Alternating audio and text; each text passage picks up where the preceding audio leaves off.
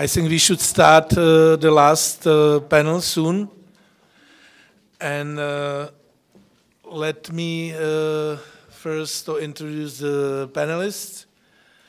We have Kishver Faulkner, Baroness Faulkner of Margavin. She's a member of the House of Lords, of the also financial committee there. So we also have, coming from UK, John Lloyd, a very prestigious columnist for Financial Times, and also he is currently running a Reuters Institute in Oxford. We have Matthias Bauer, senior economist at the European Center for International Political Economy.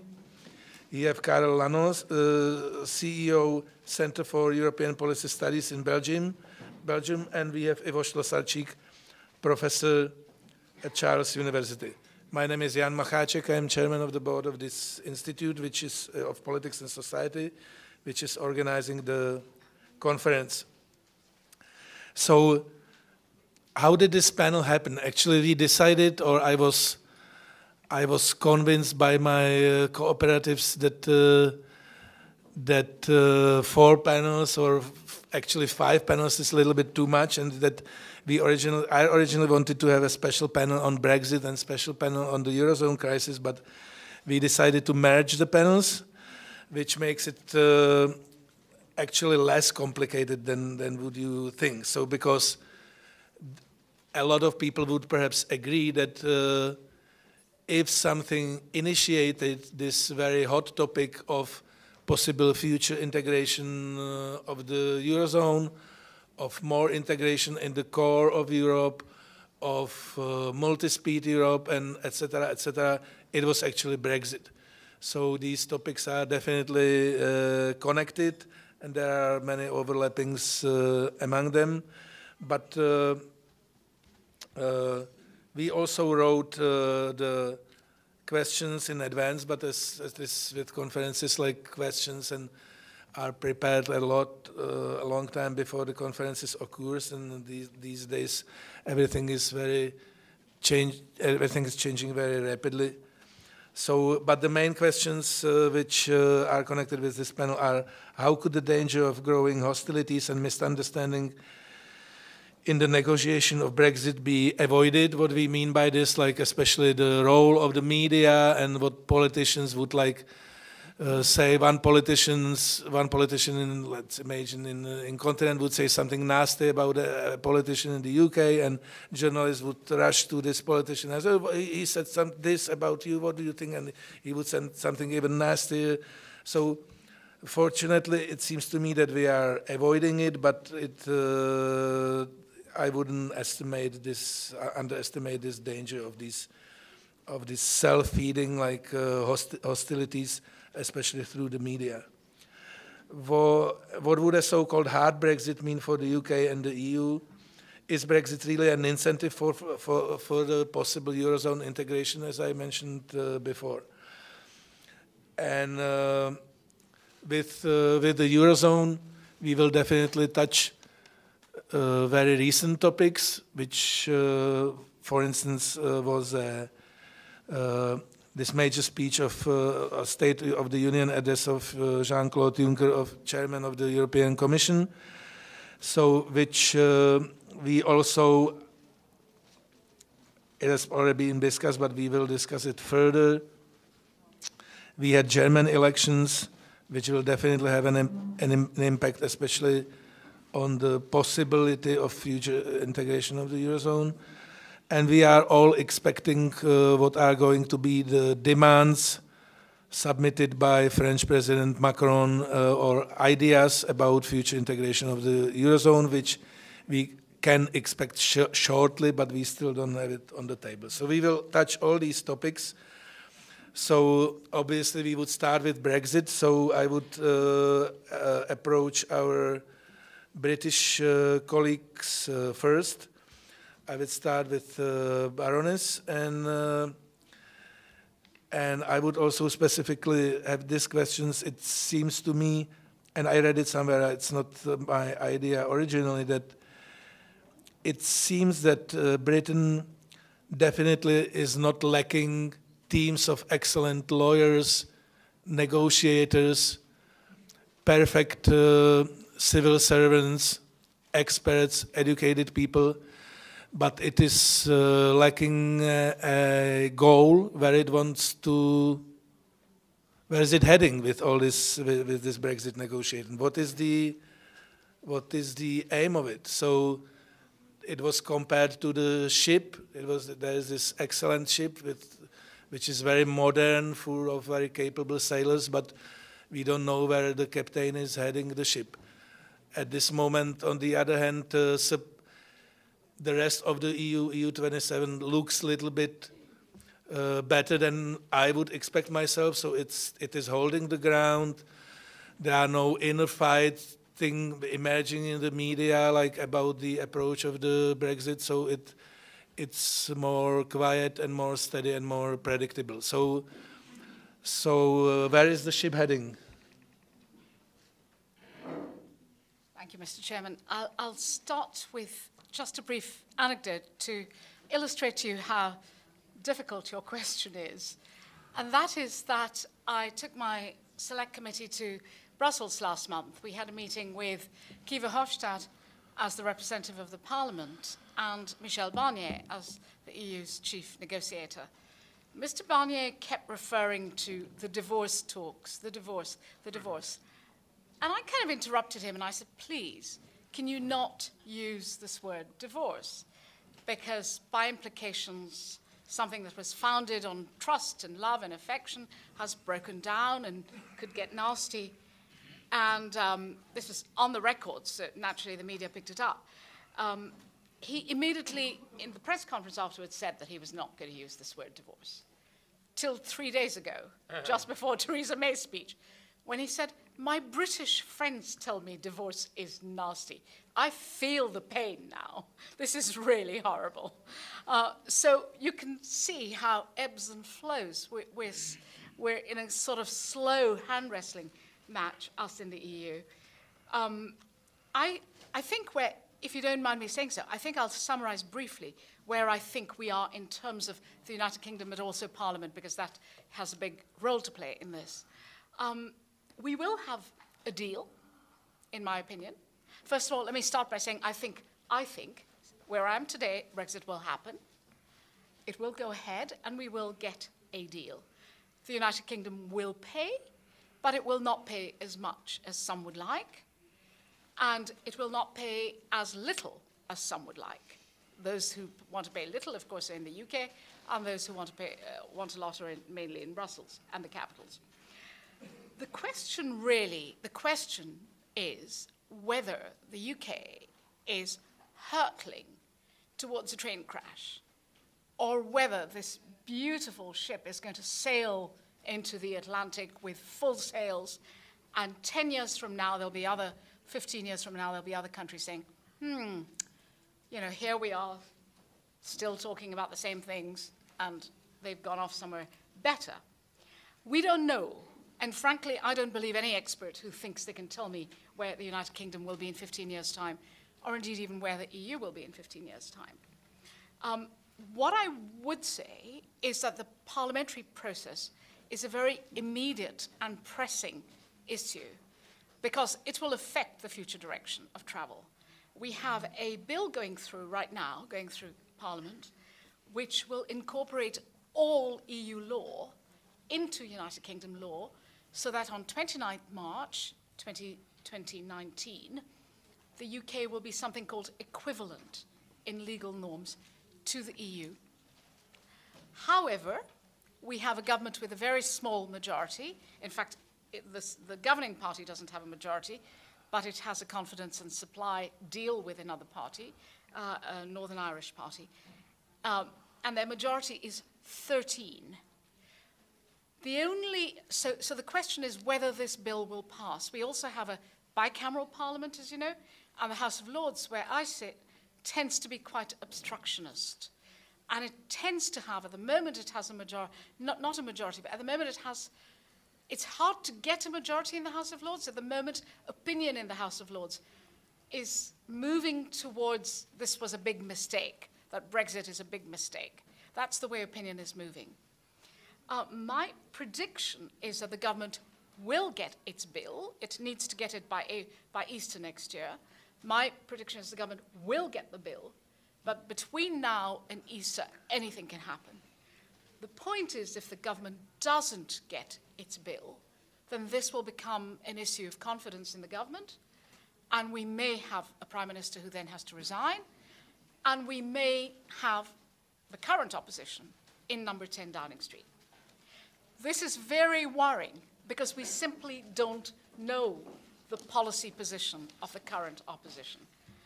Perhaps my other colleague, John Lloyd, will be able to tell you what it is, but certainly the country doesn't know where we would be, apart from the other economic policies that are entailed there. I think that's all I'll say at the moment, and I'll pick up the Eurozone points a little bit later. I would like to comment on that. Okay, thank you. John,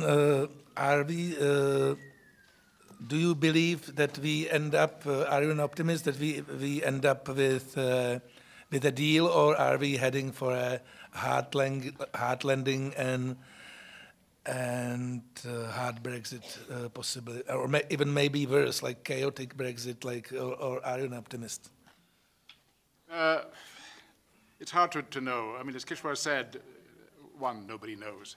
Secondly, I think that the discussions so far, which have only really begun, and in the case of Mr. Barnier thinks they really haven't begun, are testing each other out, like two boxers coming and seeing how far the other is going to, what the other is going to do, how he's going to fight. It starts now. It started this week, started today indeed, so we'll have to see. My guess is that there will be a deal.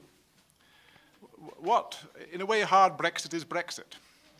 Hard Brexit is leaving the European Union. Hard Brexit is the probable excision of the United Kingdom from the single market.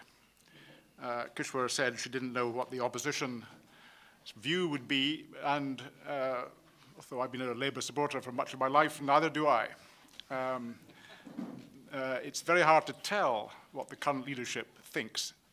The current leadership has, for most of its career, I speak about Jeremy Corbyn and most of his close allies in the leadership, have thought that the European Union was a capitalist plot.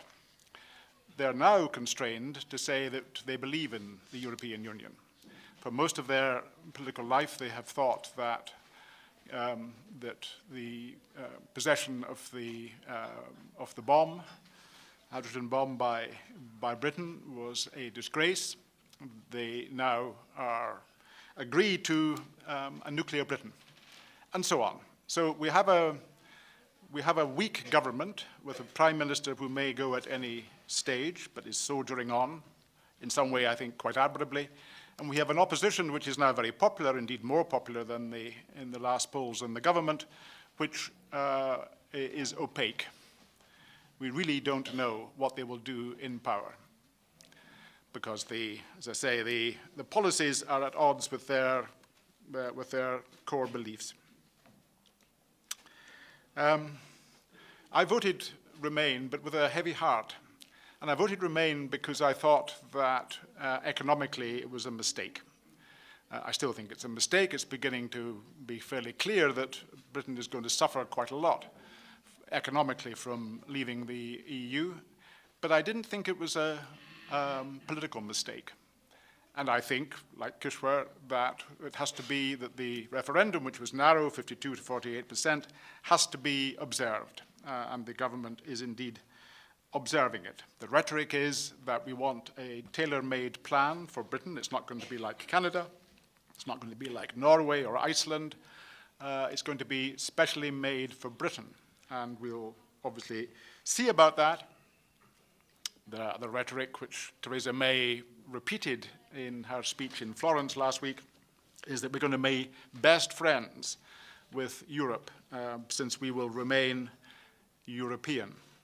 But, again, she added, and it was quite a significant phrase, and she's used it before, that the European Union has never caught on politically in Britain as it has, I guess, in other countries. In other words, the British electorate, the British people, by and large, with some exceptions, mainly among the elite and the intelligentsia, with some exceptions, it has always been held to be something rather strange. When it produced good results, when the economy was doing well, it was fine.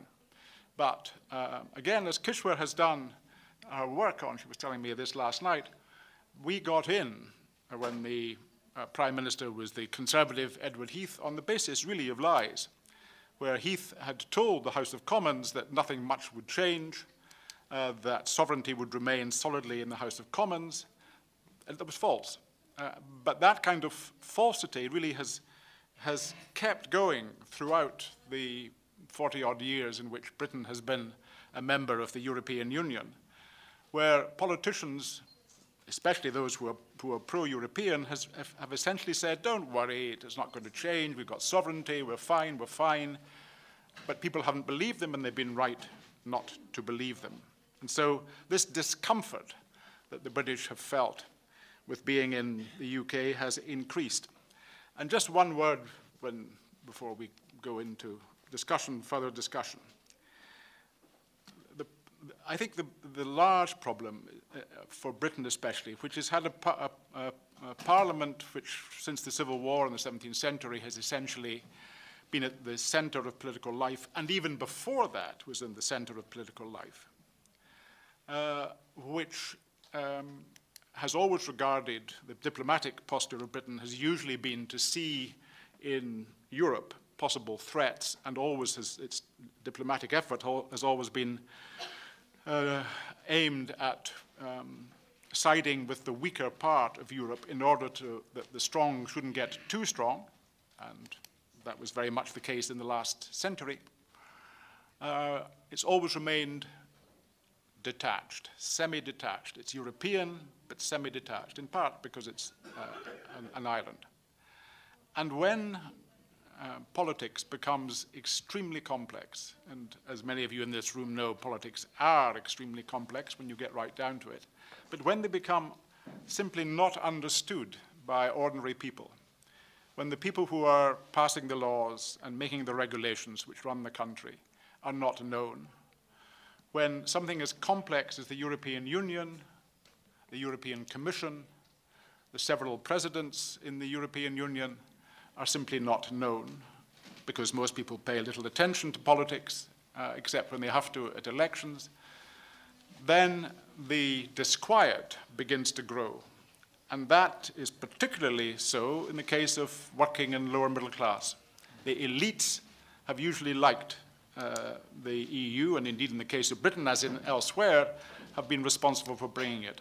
But for the ordinary voters, the complexity, the foreignness, and the inability to understand what was happening in their name has meant that that disquiet has grown and grown and given the 52%, which was unexpected.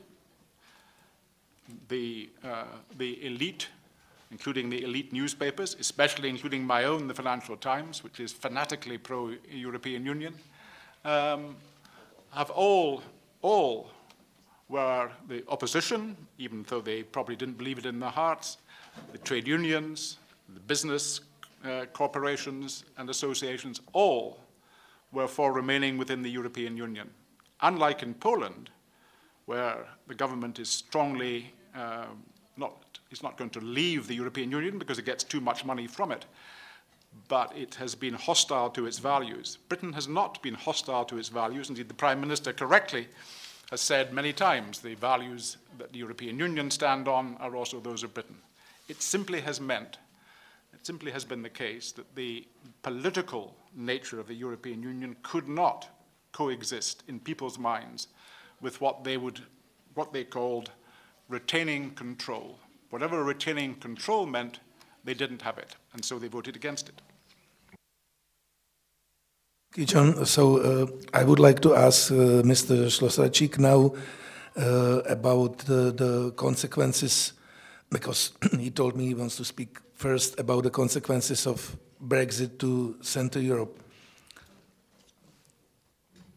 Thank you, Mr. Chairman. I will speak not so much about consequences, but about interesting impact of the future Brexit on Central Europe. As Professor Lacina in the previous panels mentioned, events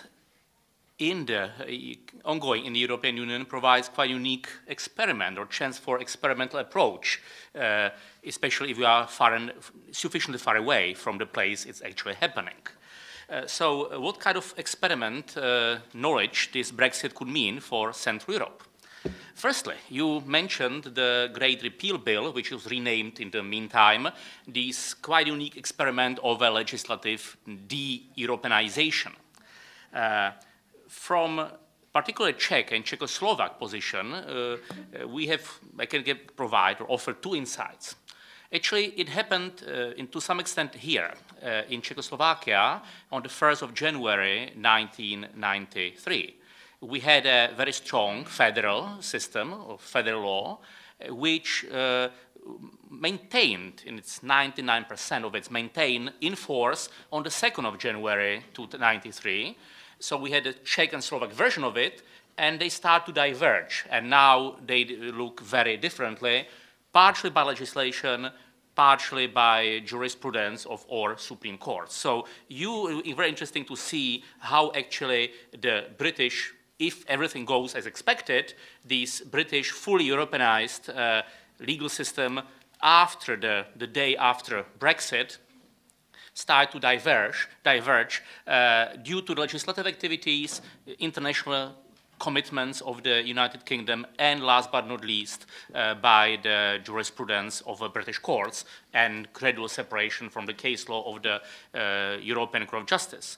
But it also can be for us interesting experience on a sectoral de-Europeanization, because one of the leitmotifs of what's wrong with EU in Central Europe is there is too much European legislation in many areas where it's not necessary.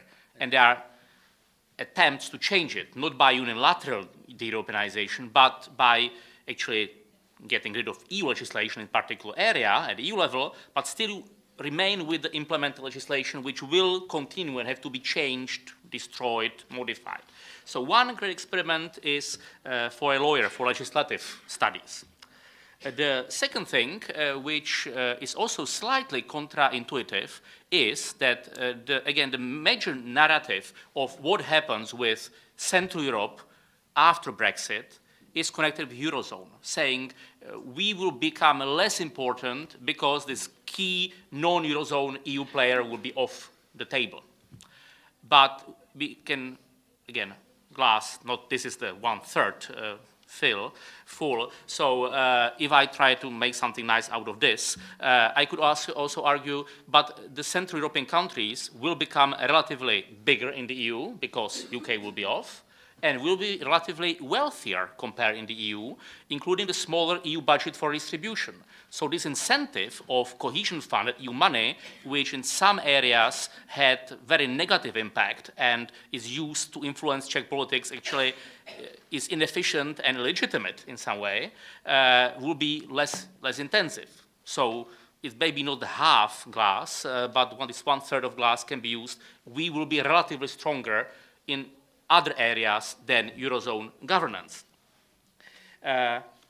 And my last very brief comment would be that again, you stress the issue of how much the semantics, how much the subtle shifts in meanings of the terms matter, how hurt. We didn't realize how the use of divorce actually, how it hurts British audience. So even I will try to use it less intensively.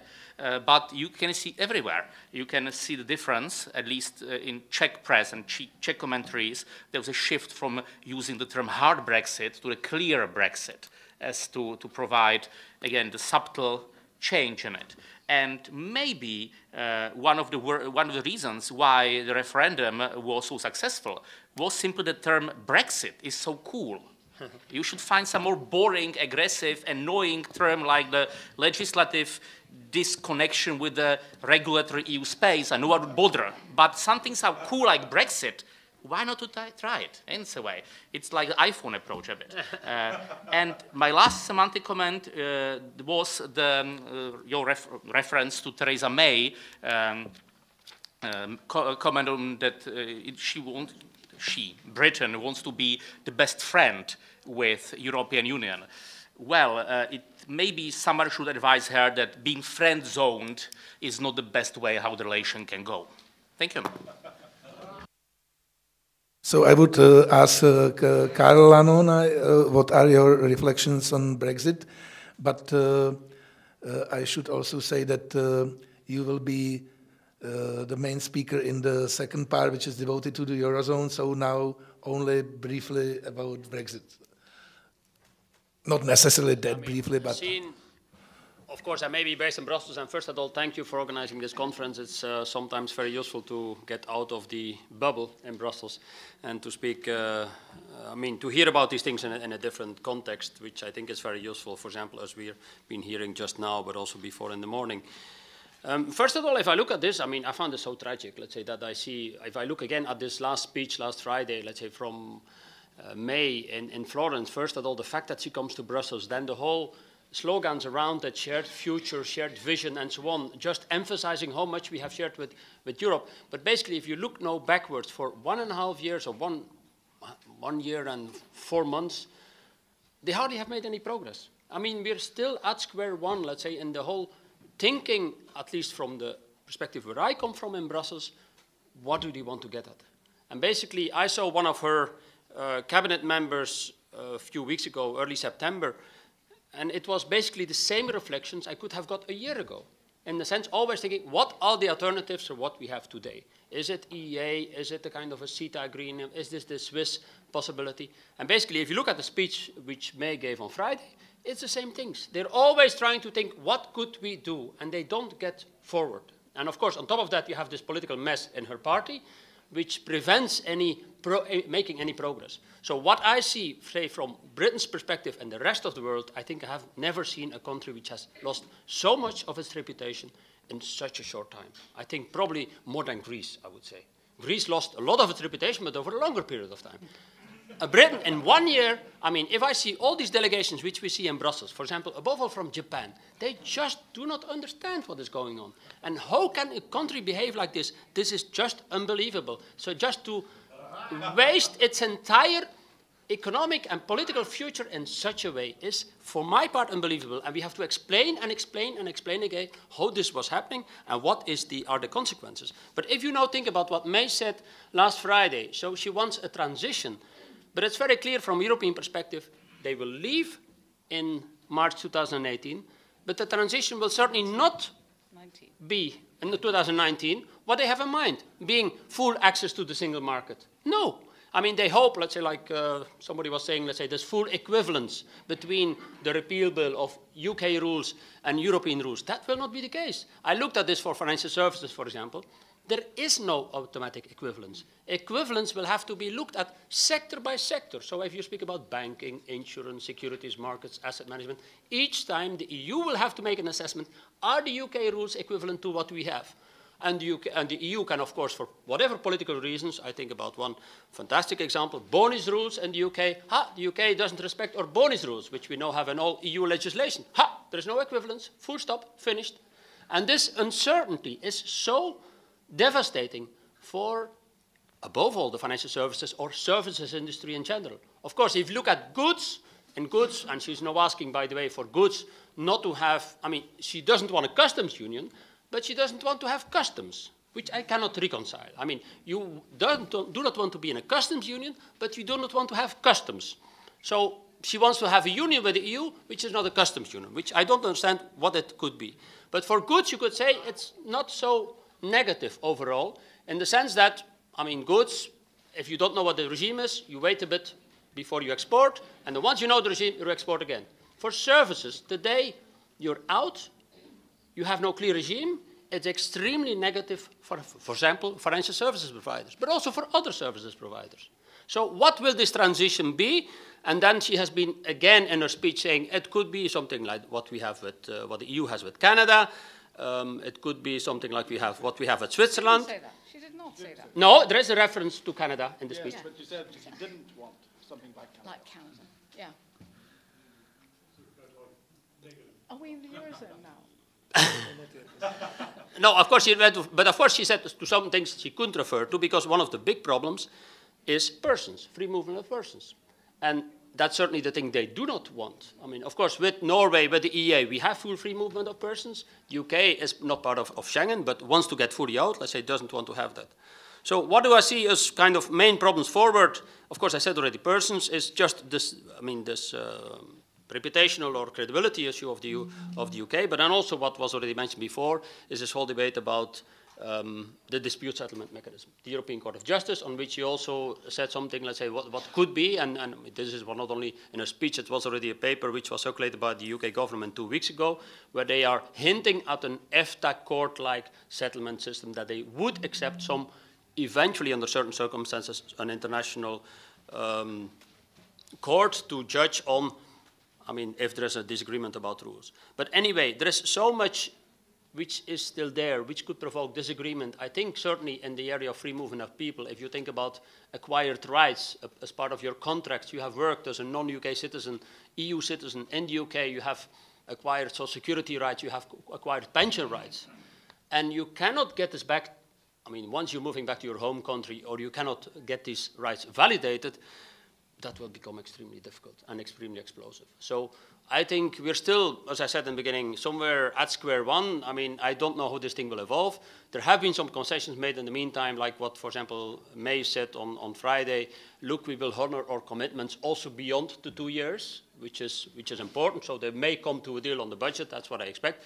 But the problem will be after March 2019, there will be a very uncertain period before we have a new deal, because we can only formally start to negotiate about a new deal. Of course, there could be something happening before March 2019, but a formal agreement on a new deal can only happen after March 2019. And how long this will last, we don't know.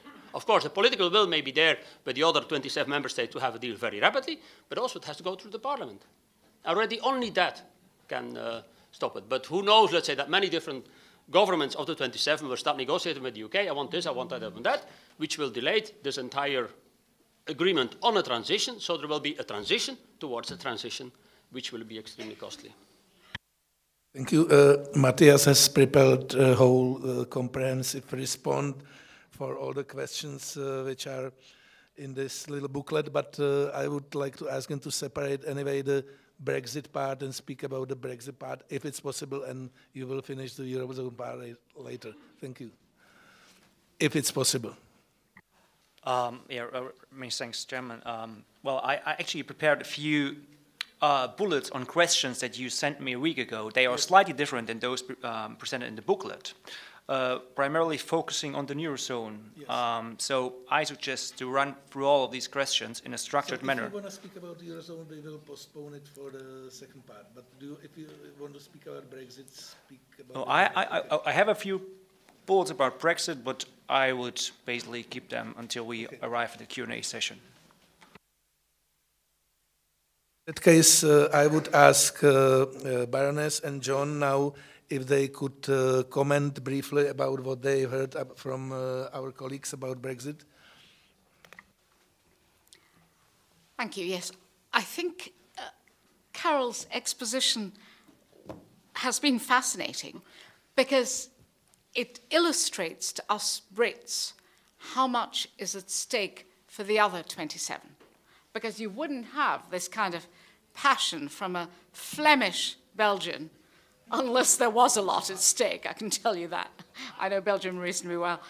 I would say a couple of things. That somebody said to me in Brussels about 4 months ago when I was there that the Brits must have a cunning plot to pretend that they don't know what they want or where they're going, because it is so confusing. They seem so confused that it must be part of a negotiation strategy.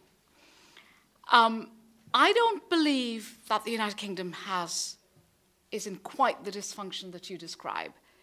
And I say that because we call in the relevant ministers to our select committee, EU Select Committee, on a monthly basis. And we do get a sense of direction from them. However, I think I have a lot of sympathy with most of what you said. The three main issues where I will say just, let me pick up the main issue where I think the United Kingdom, avec raison, feels that this is a unjust negotiating strategy on the part of the EU is this issue of no discussion about a future relationship until these four matters of citizens' rights, budget, Northern Irish border, and free movement are settled, is unfair. I actually have to say that as a Lib Dem, who's the most, for those who don't know, that's the most pro-European party in the United Kingdom, I have to say, even as a Lib Dem, I think that the idea that you can't see the shape of a future relationship until you settle the most complex issues is back to the earlier panel when they were talking about chicken and egg. Inevitably, you have to know what the future relationship looks like in order to address these questions. And there is an element of unreasonableness on the part of the EU to say that that's not going to happen. And frankly, I would not be surprised if by the end of the year, the EU does relent and does start talking a little bit about the shape of the future relationship. Because unless you do that, you cannot deal with these four things. You cannot determine a Northern Irish border or what the border will look like until you know what your relationship will be with the EU. So in Britain, it's starting to appear unreasonable, that position on the part of the EU. Just briefly on the question of financial services, because that's the area that we scrutinise in my committee in Parliament, it is inevitable that Europe's, the world's largest financial services centre will lose some of the depth of its liquidity, some of its capabilities to lend across different countries, across different currencies, and to secure, I mean, a German car maker is the famous example, that the German car maker comes and gets the securitization for the loans that he gives to German consumers in the City of London. It is inevitable that there will be damage to the City of London, but that damage, and we're coming to the Eurozone later, so I'll pick up on that later, will also affect the European Union. So it's in everybody's interests to try to get a deal. Having said that, I accept that financial services will be more complex, but we'll pick that up in the Eurozone debate. Okay, John. Thanks. Carol said that he enjoyed getting out of the bubble of Brussels. He's roared out of the bubble of Brussels with a fury, and the fury is of one who has been in the bubble of Brussels for perhaps too long, and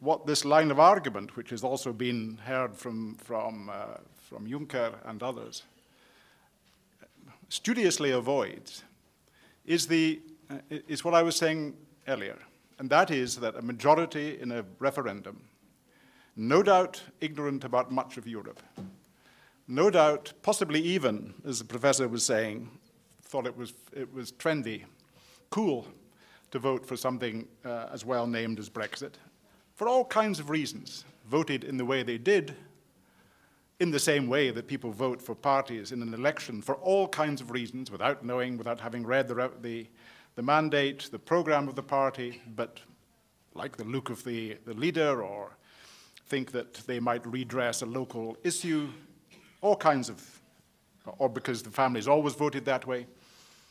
As any democratic vote is going to be full of these kind of non-rational parts, and certainly the vote on Brexit was, as I said, the reason I, and I think many others, voted Remain was because it is going to be one big mess for some time. And Britain will suffer, not just the city will suffer, but Britain will suffer. And it's got a huge number of issues, of which the Irish border is one. If Scotland, which I don't believe, but if Scotland goes independent, then the Scots border will be an even larger problem, and so on. But you have to take into account, and every country in Europe has to take into account, now, obviously, even Germany, which had seemed the most stable and the most resolutely pro-European, pro-democratic, every country in Europe has to take into account, as this one, the Czech Republic, is taking into account, that a large proportion of the electorate, of the voters, neither understand nor like the European Union and the workings of the European Union. You have to take that into account. It isn't enough to say, what a bunch of stupid British for voting the way they did. I think it probably was a mistake, an economic mistake.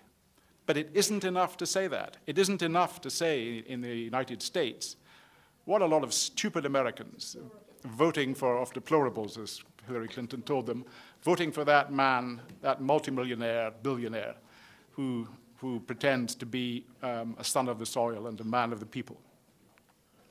It isn't enough to say they're stupid.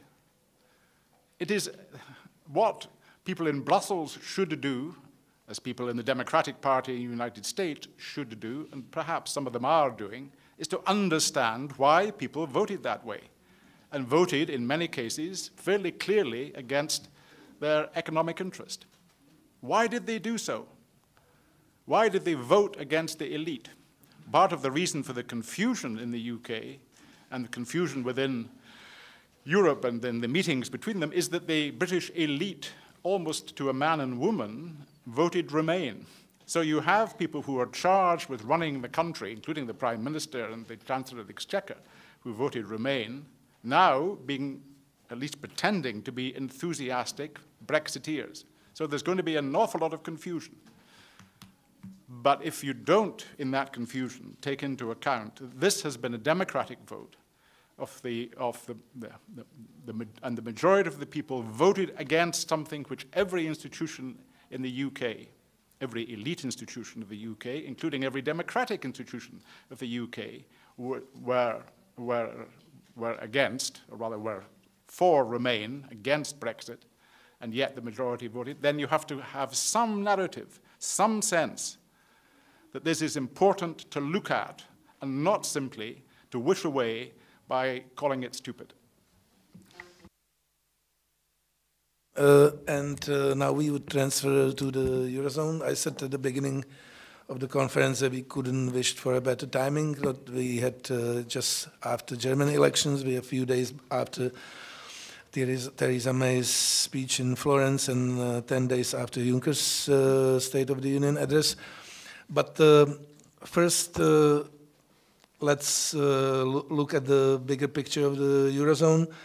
So what Juncker proposed, that if there is more integration of the Eurozone, we should be aware of the fact that the euro is the currency of the European Union. It's not any extra intergovernmental project.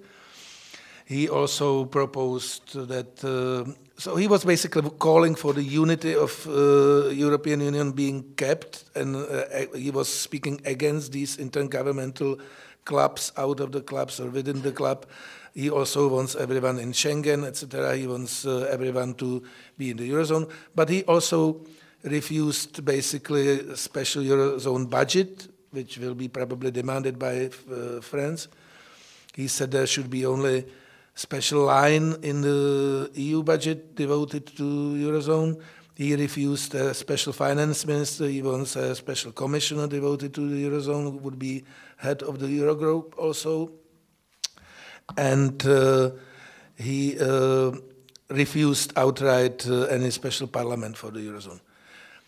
We expect in few days, very shortly, demands of new French President Macron. He said that immediately after German elections he will articulate French demands, or French, not demand perhaps is not a good expression, so his vision, whatever, of the Eurozone. So there are all these leaks and gossips that he is going to demand like really huge budget for the Eurozone with percentages of GDP, finance minister, strengthening of the ESM, perhaps common deposit insurance scheme, etc., special budget for unemployment insurance, etc., etc. It's perhaps maximalistic approach. And then we have, and it will all have to be based intergovernmentally, obviously. And then we have, and now we have a few hours after German elections, with FDP being in the government, possibly asking the finance minister, possibly is outright against any of this. So it's gonna be different than if we had a grand coalition, because EU FDP said in the campaign that ESM,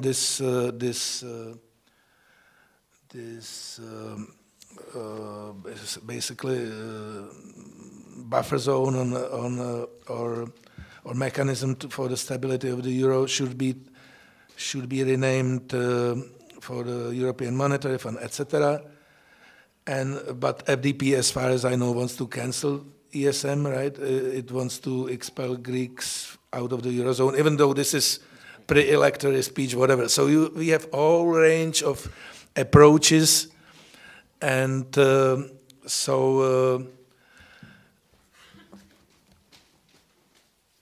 Matthias has prepared the response, his opinion on all of this and many other questions. So finally, the floor is yours. Okay.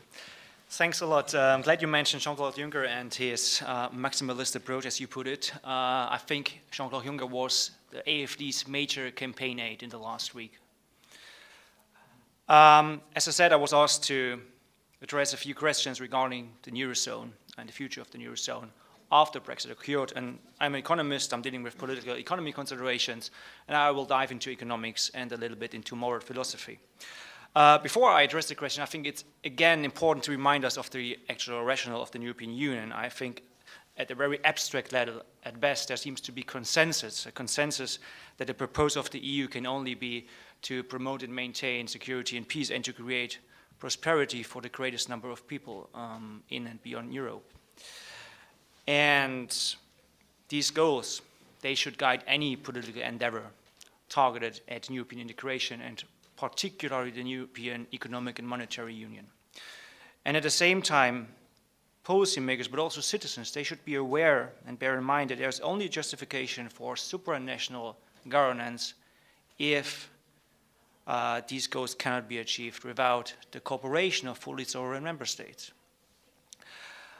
And with these thoughts in the back of my mind, I would like to briefly address the four questions underlying this panel on the Eurozone. And the first is, how will the Eurozone reform?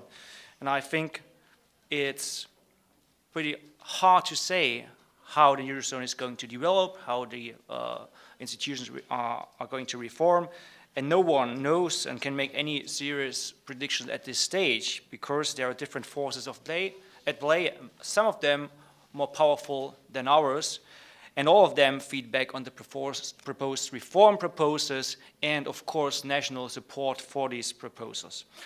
There's, first of all, domestic policies, but there's also the policies currently adopted by the European Central Bank, which is the key player in Eurozone politics these days, and the development of the hard economic figures that we observe in for specific countries and capital markets and fiscal policies. But there's also Brussels-centered policy making, those institutions that are being determined by the European Commission, but also the policies implemented by the European Union's big government bailout institutions in Brussels.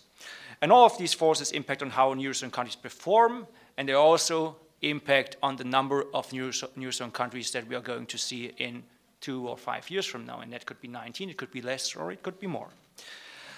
When we look at monetary policy, to give just one example, we see that the US Fed has increased interest rates, the Bank of England is taking it into consideration, but the ECB is still far from it. There are no clear signals that there will be any change in monetary policy making, the accommodative policy making the ECB adopted since, I think, 2013.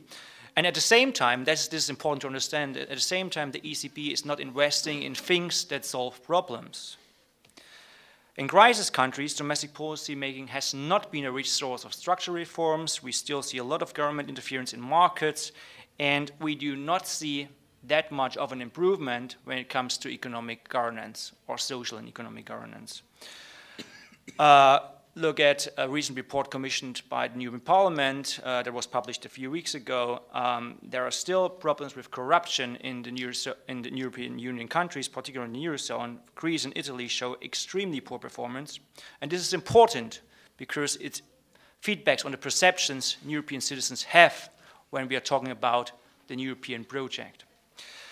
There are proposals when it comes to policy making and reforms. There are proposals that aim at reducing prevailing risk in the financial system and also government borrowing. And I think these policies that have been presented or are currently being discussed in Brussels, they generally point into the right direction, and that would be risk-reducing measures to break this so-called vicious sovereign bank feedback loop. There are steps towards a single capital market supervisor, better monitoring of national fiscal policies, and so on and so forth. But there are also other proposals that would imply greater levels of redistribution among EU citizens. I do not like to talk about EU countries. I would like to talk about, or I would like policymakers and experts to talk more about citizens than countries or jurisdictions. And there are proposals which I would like to discuss in the scope of the next question. And that question was, what level of solidarity should the Eurozone have, and what kind of solidarity? Now, when we talk about solidarity, we see that solidarity means a lot these days, and supporters of European integration have always been keen on the idea of solidarity between nations. And I think I'm safe to say that for most people, solidarity is indeed some kind of an innate morality. But when we talk about financial solidarity that is politically imposed for a group of sovereign countries, we should, for one thing, think as politically forced redistribution. And this is why many European Union technocrats, policymakers, and experts still avoid to speak out loudly. And this is why we have a very, very conflated debate about European solidarity in general. And this is also what can cause, and it has already caused, we see it in the United Kingdom, a severe rift in European integration because it overexposes EU citizens to the politics of envy. On the one hand, it breeds the perception in some countries that those who have must give away a piece of their cake. And this is why we see it in political calls on some northern European countries to show greater degrees of solidarity. But on the other hand, all populist movements in primarily Western European countries grew bigger and bigger on the back of the perception that their country's solidarity rose beyond fair levels of solidarity. And again, this is, I think, one of the big drivers behind the Take Back Control campaign of the British Brexiteers. And this is because, to a large extent, people associated with a control over national politics, a control over EU politics, but also an EU paternalism that only benefits those who are already privileged, government elites, the management of big banks, and many people very often considered it as an outright attack on their very personal material basis of life. And this leads me to the thesis that the major contemporary problems that European integration, that Europe has, are problems of politically forced redistribution that goes beyond fair levels of solidarity. And we all know that perception matters. And that being said, the EU and the Eurozone should, in my book, be a project of good institutions for social and economic governance, and that should be conveyed by all who are in favor of a European project that delivers peace, security, and prosperity. And it should also be a project of the rule of law and accountable governments. The third question, what is the difference between the French and German position about the Eurozone and that of the Commission? I think that the dividing line can be drawn between measures that would imply greater levels of politically forced redistribution, or in the speak of technocrats, measures that imply greater levels of risk sharing. This is how they used to talk about redistribution. And these measures are to be judged with caution, because too high is the risk of moral hazard and too high is the risk that these measures create severe political tensions in the future. A few projects have already been mentioned, the common deposit insurance scheme, but what's also in the making is a huge bailout program for primarily Southern European banks who want to get rid of the non-performing loans. I heard that Brussels policymakers wanted to wait after the German federal elections to push these things through. And another issue, of course, is the European unemployment insurance scheme. The final question, should Eurozone membership really be mandatory? My clear answer would be no. EU membership should in general be about joining a club that is based on the rule of law and good non-discriminatory institutions whose merits are empirically proven. And the policies that were set up for the Eurozone, it's empirically proven that these policies did not work. And that said, the EU, as well as Eurozone membership, should be based on a union a la carte. And here I would like to make my brief comments about how this fits into the debate about Brexit. I think the union should be a union a la carte. Some would call it union of different speeds. I wouldn't call it like that. I can only see, because the big common denominator in the Brexit debate and the debate about the future of the EU is that policymakers do not have any idea at all where they want to go. And I think, and there are others that think the same way, I think that the ultimate outcome can only be an European Union a la carte, and that would allow both sides, EU policymakers, but also the British leaders, to keep their face and sell something that is really helping the European Union to make progress socially and economically.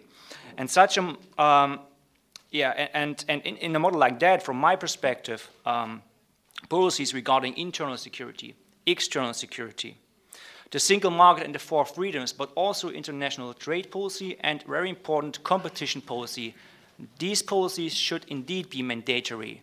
Everything else, everything that requires redistribution, should be optional.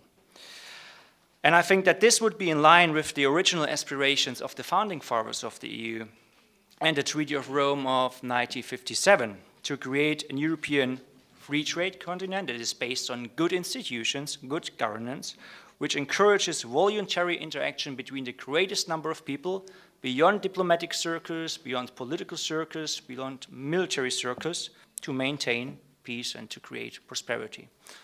I would like to leave it with that. Thank you. So I would now ask Mr. Schlosarczyk if he would be able a little bit to clarify the situation with intergovernmental treaties and EU basic treaties. And we know that ESM, possibly to be transformed into European Monetary Fund, we don't know, is based on intergovernmental deals out of the EU. So there are now France, as I said, is demanding something which will be mainly, if it's possible, it's perhaps not possible, but if it's possible, it will have to be done through intergovernmental treaties. Juncker says, I am against another intergovernmental treaties. New German government, we don't know what they're going to say. But, and plus there is an issue of if there are all these things like bigger Eurozone budget, etc., it needs an approval of German Constitution Court, but very probably it needs change in the German Constitution. And so what's your opinion on all of this? Or could you explain it a little bit like a legal expert and lawyer who is a specialist on EU legal issues? Well, I have some opinions about this. I'm not so sure whether I can explain everything you asked me to. We must... 3-4 points. Firstly, the same problem you just described, we have at least from the year 2010. When the second phase, or the first phase of Eurozone crisis kicked in, and the EU institutions, EU political leaders were frequently overnight looking for problems, for solutions for a problem. And in one of my books, I described it as an institutional improvisation, instrumental bricolage, and excessive creative interpretation of the EU legal norms. Was not really meant as a positive statement, but working statement.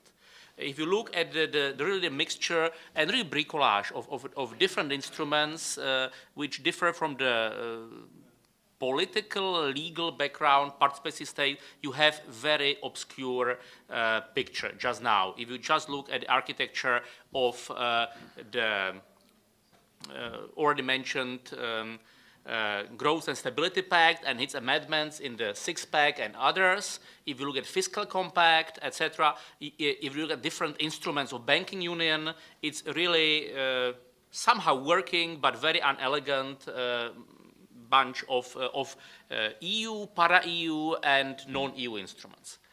And if you ask me if we can go on with it, yes, we can. We cannot find a technocratic solution how to build another layer on it. The problems with it are threefold.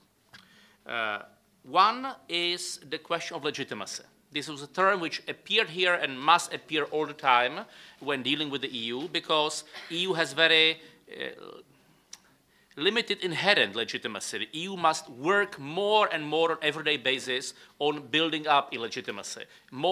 It's a more difficult task for them than for a democratic state or a king. And one element of legitimacy is that the holders of sovereignty, the people, understand how the system works.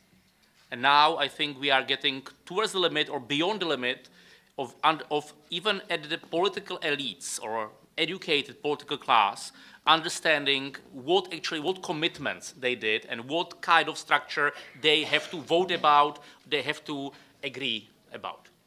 And frequent escapist reaction is, let's put it onto referendum, which is the solution but you simply can't expect that the voters will understand these complex issues more than the politicians. It's more about trust into the politicians, what they tell them, or annoyance by the experts.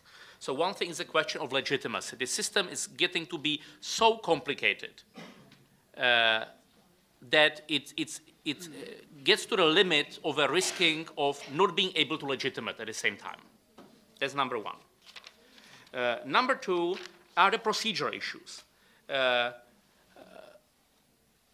Juncker's reluctance to have any new intergovernmental instruments is a good step towards enhancing the elegancy of the system and its legitimacy by understanding.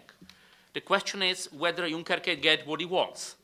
Because if we want to implement all these new para-EU documents into the new EU treaty, we have to go through the standard ratification process. And every single country can have the veto, both in decision-making and in ratification process. And is technical possibility how to bypass it, how to restrict the procedure autonomy of member states in ratification process. But I think this would be a threat to the EU legitimacy even more than this obscurity of the system. So what I think we must somehow accept that the EU economic governance system will be messy. We can do the small adjustments, maybe try to make it slightly more elegant, but we are not heading for a beautiful, elegant, and fully understandable picture of the new EU governance. I think we are heading for kicking the can further on the road and hoping the road will be not too bumpy. But that's my opinion. But again, the level of predictability here is really very, very limited. Thank you very much. So, Karl, so what's your take on all of this? More or less in line with what the previous speaker said. I would say the big line of what was in Juncker's speech is bring it all under the control of the European Commission and try to have a one-speed Europe, not to have a two-speed Europe. I'm personally in favor, strongly in favor of a one-speed Europe. I would disagree with the previous speaker who was saying, look, we can have in Europe a la carte, this can work. I don't think that will work, because in the end, every country will choose what it wants from the menu of options, and in the end, we won't have a single market anymore. And we see it already basically on a day-to-day basis in almost all the countries of the EU. However, if I see what Juncker now wants, he wants everything under the control of the European Commission. And essentially for the reasons which you mentioned, because of the lack of accountability, I think that causes big trouble. First of all, for example, this proposal to have a Eurozone finance and budget minister. First of all, it is a misnomer, because at European level, at least for the foreseeable future, this finance minister will never have taxing powers. So a finance minister should have taxing powers. So why should you call it a finance minister? It will be something like what Olli Rehn was in the previous commission, a budget czar. But even there, we know that there are different weights and measures used within the Commission to say to one member state, you don't respect the criteria, and not to say that to another member state.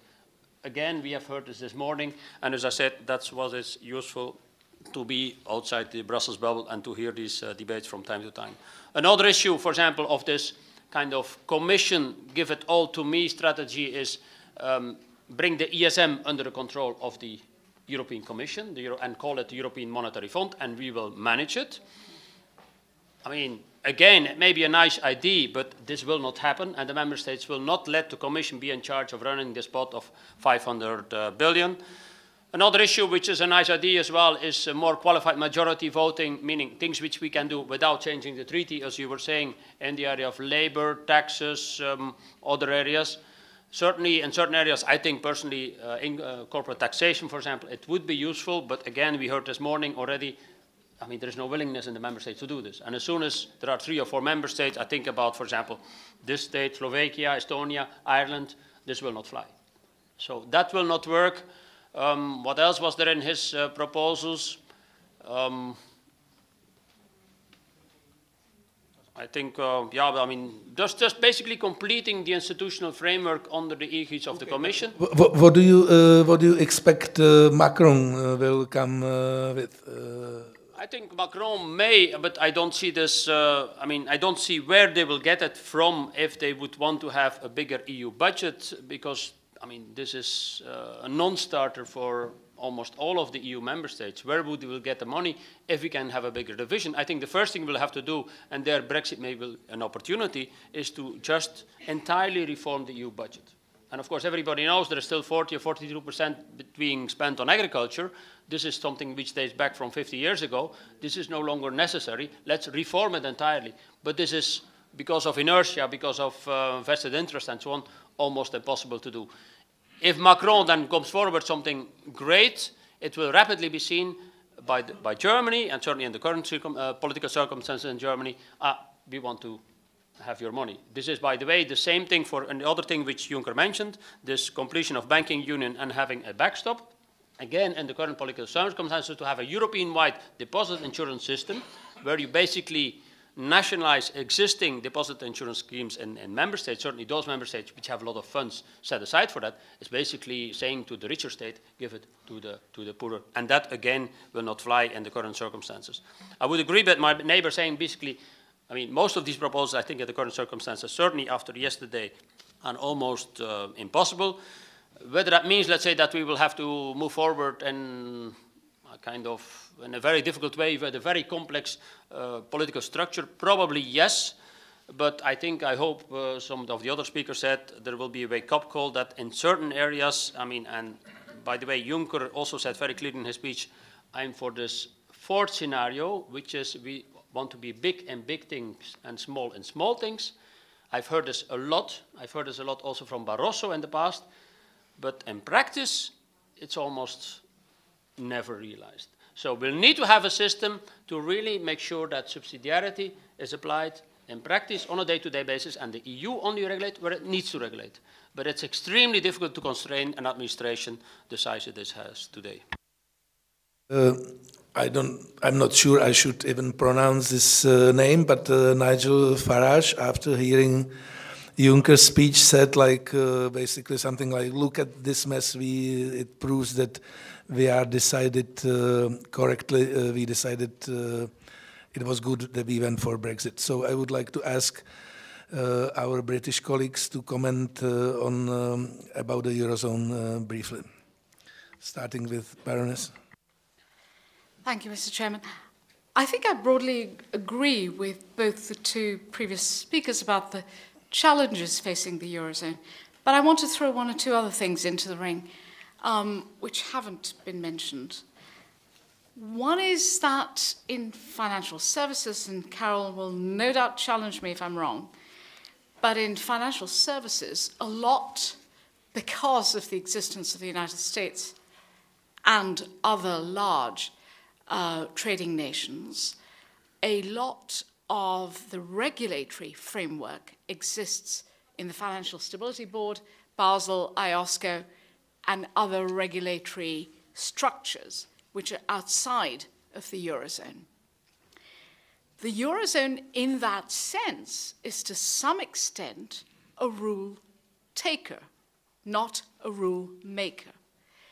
And that is because there is a level of higher, beyond the Eurozone, need to keep markets moving, to keep them liquid, and to have backup measures for when they globally systemically important institutions fail, that sovereign debt doom loop that was discussed earlier.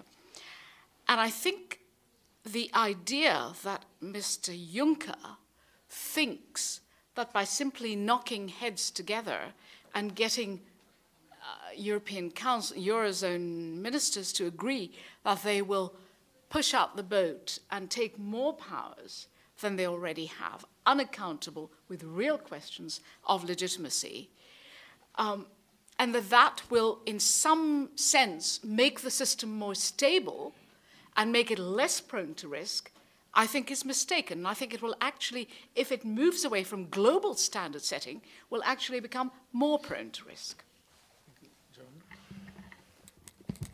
Let me brief on this. I think that what I've been trying to insist upon, which I think needs insisting, is what actually Professor Schlosarczyk said it better than I did a few minutes ago, and that is the issue of legitimacy, and that the system, the entire system, the governance and financial system, economic system of the European Union and the Commission and so on, is simply becoming, as he said, too complicated to be understood.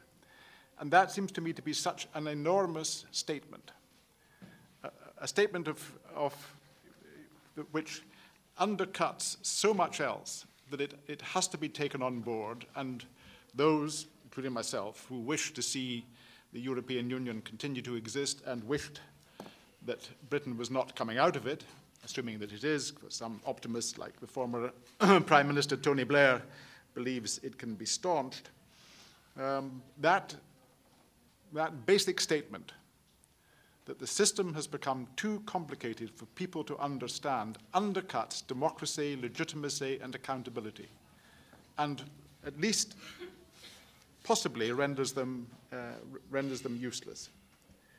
There's clearly the members of the Eurozone would be, as I think the speaker this morning said, would be well advised to integrate further, to create a stronger banking union, to create fiscal rules which would be observed by all of the Eurozone members. Otherwise, come the next crisis, the euro would again be exposed to attack and might not this time survive. Clearly, that is in the interest of the Eurozone members. They run up against the complexity problem. They run up against the problem that where Macron's plan to have a commissioner, financial and economic commissioner with real powers, unlike the foreign affairs commissioner, then that person, he or she, would have to decide what happened in this or that European Union member. And that, too, would run up against the legitimacy problem. The original impetus for the European Union has been reminded, and rightly reminded, several times today, the vision of Altiero Spinelli, of Monet, of Schumann, of Adenauer, and many, many others, these perhaps especially, that without the union of the European states, another war such as had consumed millions and millions of people between 1939 and 1945 is again a possibility, and thus a concord to end all wars, at least European wars, was a moral and political necessity. That impetus, the vision of these men, were men, to further that was a great achievement. That impetus, that idealism is now, if not exhausted, is running thin. Something else has to take its place, and so far has not, except technocracy. If we wish to keep the European Union going, we have to examine why the system is too complicated to be understood and take measures to make it understood and to make it genuinely democratic. That is going to be really difficult, but it has to be done, because otherwise the fixes which we are now trying to put on Europe, leaving aside Brexit, will come unstuck yet again. Okay, thank you, John. So now we have a limited space for a few questions, so we would collect 3 and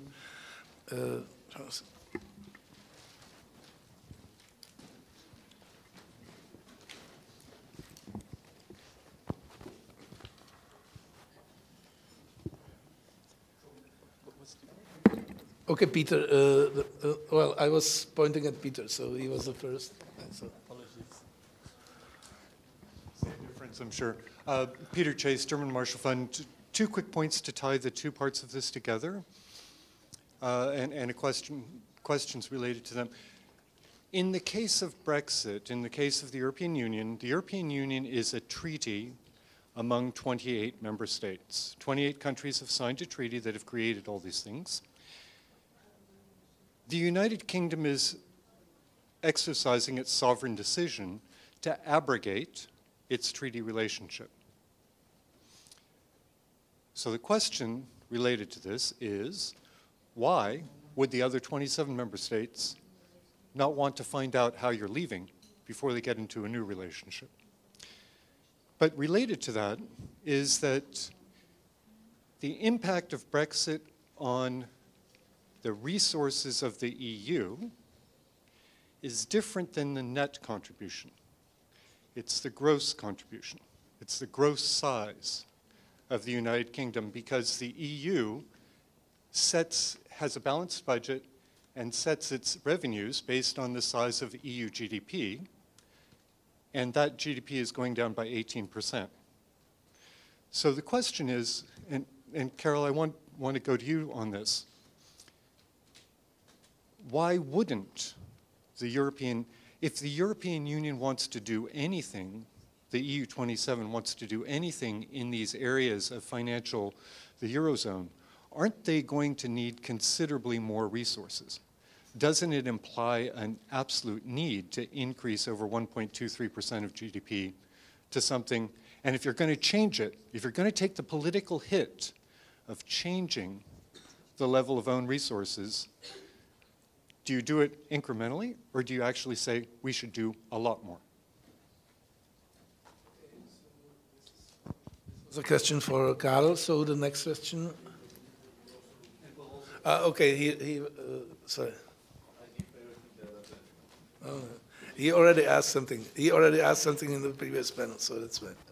Good afternoon. My name is Pietro Andrea Podda. I am a lecturer of European Union Law at the Anglo-American University, and I cooperate with the Prague Forum. A question for Mrs. Faulkner, if possible. Mrs. Faulkner, if I have understood you correctly, you are personally considering that the European Union is acting unreasonably during these discussions. Did I get your point correctly, or was there any misunderstanding? So the last question, so now Mr. Kaplan. Because I have not asked the question. In case I have misunderstood, there is no question. In case I have understood correctly, and you really think the European Union is acting unreasonably or arrogantly... Can I give you a brief answer so you can frame your question? Fine. It's the only point where I think it's acting unreasonably at the moment fine. is over the future relationship, which Peter has... And the question I have not asked. I still have, could it be a reaction of the European Union against what has been perceived as arrogance from the British side? And this is the question. Last question, Mr. Kaplan, but I would specifically ask that it's only a question, not a comment, okay?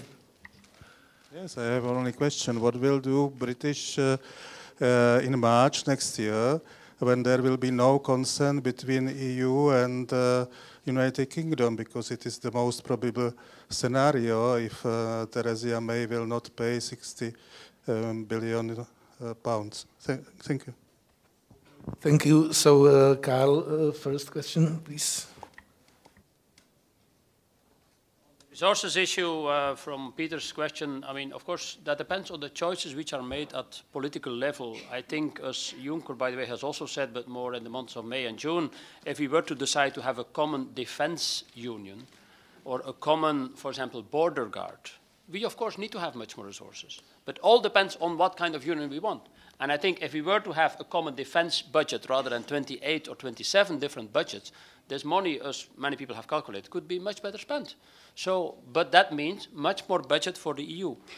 One thing, however, let's say you have to keep in mind is that as a result of the crisis, even if the EU budget has declined over the last 10 years as a percentage of the gross national income from about 1.27 to about 1% or even below 1% today, we have created additional instruments outside the budget which have made the budget today more than 2% of GDP. Of course, it depends how you then calculate it. Like the ESM is not included. Like other extra, I mean, the FC is not included. I mean, this is with the support of the Commission budget, but also of the EIB's budget. So this is the way how you then circumvent unwillingness for member states to increase the budget. But personally, I think if we want to have a well-functioning fiscal union, we would need much more transfers. And what we have done during the crisis, we have gone back from that rather than going forward. And basically the result of what we've seen in the elections now in Germany will mean it will be even more difficult to have more transfers. If you go to Greece, if you go to southern Italy, you say, I mean, we cannot have a single market without having some form of transfers, which you see, by the way, to a large degree in the United States. And now the second question was for Baroness. Thank you, yes. Peter Chase and future relationship. I think the answer is quite simple if you look at the treaty. The Lisbon Treaty sets out 3 sub-clauses to Article 50. One of the sub-clauses clearly envisages parallel negotiations on the future relationship. It is clear, when Article 50 was drafted, it was imagined by the drafters of Article 50 that the departing country would be able to negotiate its future relationship in order for all to know what the detail of the negotiations would be. If you take any free trade agreement, and I think you've worked at the World Bank, haven't you? Sorry, WTO. World Bank and WTO, probably. No, your CV is pretty impressive. If you take any trade treaty, the detail of the treaty follows from the principles that the treaty tries to achieve. Article 50 was pretty clear. We are, in a way, in the United Kingdom, EU Committee, House of Lords EU Committee, also did an inquiry on the meaning of Article 50. We've published a whole report about it. We spoke to lawyer after lawyer after lawyer who told us that from from other countries, not just British lawyers, so it wasn't a matter of partisanship, who told us that they imagined, this is right after the Brexit referendum, but before the United Kingdom had triggered Article 50, that the negotiations would commence in parallel, more or less in parallel. It's just logic, that's all. So I think maybe that answers your question as well. But you asked that there could be an issue of arrogance on the part of the United Kingdom. Yes, I mean, you won't find many people in the United Kingdom more European than me, although my skin colour might confuse you a little bit. But I happen to be married to an EU national. We have a home in a third EU country, and I'm the only person in my household who has a British passport at the moment. So you may be a little surprised to hear. So am I capable of commenting on whether EU countries consider the United Kingdom as being arrogant? I think Carol's frustration with the lack of progress on the talks may well indicate that there is a lot of frustration. And I think frustration may well be coming from a perception of arrogance. I can tell you, I came as a migrant to the UK, so I've seen it as adult migrants. I've seen the United Kingdom for a very long period with the eyes of a stranger. The Brits have two extraordinary conflicting traits. They can be self-effacing and incredibly humble on the one hand, yet due to aloofness appear arrogant. If they appear arrogant, all I would say to my European colleagues is that don't misunderstand a sense of confusion that John has so clearly articulated in terms of the internal political dynamics of the UK with arrogance. There genuinely is such a fluid situation at the moment in the UK. That's why I caveat everything by saying, today I believe we will have a deal. I didn't say I'm certain about it, because it's just things change, and things are changing. What will happen next year if the UK doesn't pay, I think you said 60 billion? I assume you're talking euro, which, yeah, okay, 60 billion euro. Well, unfortunately, sterling's decline has resulted in that being a rather large bill, but there we are. The United Kingdom has already in Florence committed to paying up to the end of the multi-annual financial framework. So that's 2020. There are a couple of outstanding RAL, what's known as RAL, obligations which are carrying over because they're delayed or late into several years, and so on. Pensions and other things. At the end of the day, I don't believe that things are irresolvable. But I think both sides have to accept, as I started by saying, Brits will have to accept they have to pay, and the EU will have to accept that they can't get the Brits to pay ad infinitum. Yeah. It's not possible. Because there will be, the reason you can't get the Brits to pay ad infinitum, unless you actually write it into a new treaty, is because there is no superior court to force the Brits to pay ad infinitum. Okay. Thank you. So you can perhaps discuss it privately after, because I would like to invite all of you for a glass of wine downstairs. And thank you, all the panelists. Thank you, all of you, for visiting this. I think we had an excellent conference. And thank you, the team of the Institute, for arranging everything nicely. And see you next year for another conference, Multiple Challenges for Europe. So thank you very much.